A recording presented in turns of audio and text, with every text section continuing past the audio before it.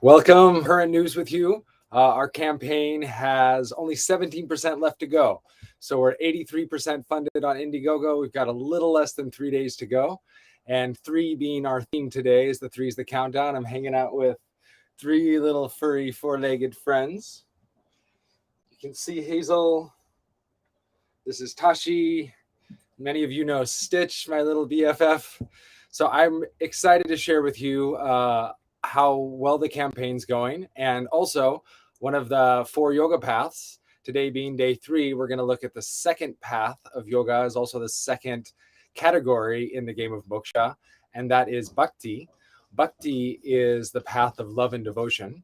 So, as I mentioned in the last talk, that karma yoga is the path of service and action. It's a heart-centered path of using the body as a method, right? As Arjuna was told by Krishna in the Bhagavad Gita, like we live in a time of action, and that was thousands of years ago. Is still true today. That action, being of service, is such a good inroad to finding our higher consciousness, to finding source.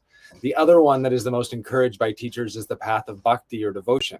And we see this well outside of like East Asianic practices and Indian practices. We see this in every religious tradition, and even people without religion, that there's a dedicated way of living your life. And so what this can look like in the form of the path is offering your life to maybe Ishvana Pranidhana, which is like the object of devotion. And for some people, this looks like Allah, Jesus Christ. This looks like a deity. This looks like God, the creator and progenitor. And for others, this could be your partner or your child or your four-legged, right? Because the idea of working with devotion and love as a frequency is less concerned about what the object is, right? That's kind of the trap, if you will, in bhakti, because there's a trap in each path, right? In the path of karma, we get trapped in thinking, I am the doer, rather than letting ourselves be a vessel and moved through by the divine. In the path of bhakti, we can get kind of stuck on the idolatry of the object, right? Like that this being or this entity is the thing, the pan ultimate, when the idea is to use that again as an inroad or an access point to your deepest heart expression, your deepest vibration of love. And we're not talking about possessive love. We're talking about that unconditional vibration that again puppies have, right? That makes people just want to be near them because it's so pure and unadulterated or unfiltered.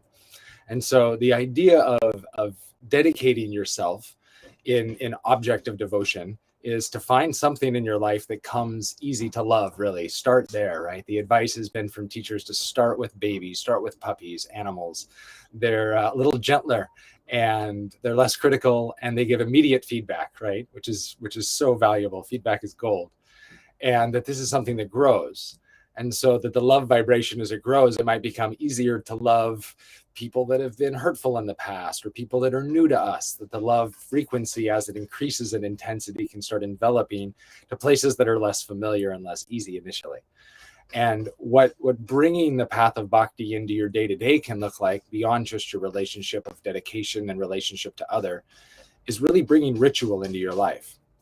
And this exists everywhere, right? A ritual can be going to church. It can be doing your asana and meditation in the morning. It can also be done on the toilet and in the shower and at the dining table when you honor and recognize all the effort and energy and contributions to your meal.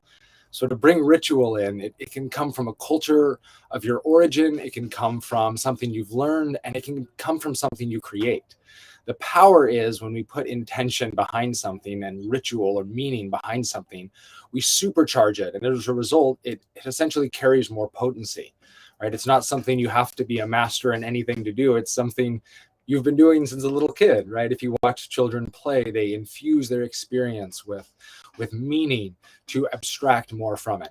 And so I'd say two massive ways that you can access the bhakti tradition in your personal life is really honing in on the places it's easy to love, and then do everything you do for that being or that deity that you love.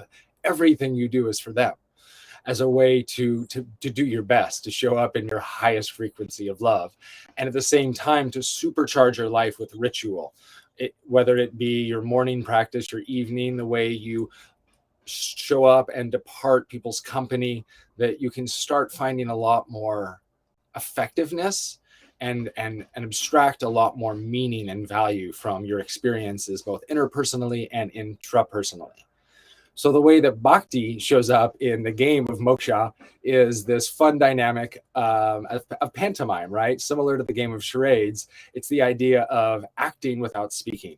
And so again, as a heart-centered practice that bhakti is, we're using our bodies to communicate without using our actual words, which is a change of pace for most of us. And really it's emphasizing how the throat is a big access road to the heart, right? In bhakti, there's the use of prayer or mantra and chanting and bhagans and worship rituals that come from these vocal tones and these deep, meaningful words and sounds that help us drop down from the cerebral place into the physical body and into the heart space. And also, it's in this category that we're learning when to use and not use our throat chakra, if you will, the speaking voice, and when to be quiet and use the ears as part of that system and listen.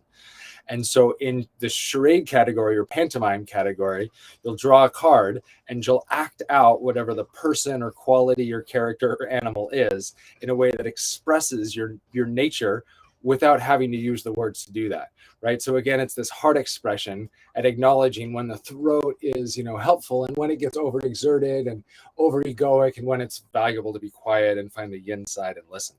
So again, bringing listening is back to a big part of our practice. It's a big part of being the observer. So thanks for listening. Thank you for supporting. Let me know if you have questions, make comments and share if you would. Super grateful for our less than 3-day, less than 72-hour countdown to reach our last 17%. So super appreciate the love and all the support. And I look forward to checking in tomorrow. We'll talk a little bit more about Jnana Yoga. Until then, keep on enjoying your day, friends.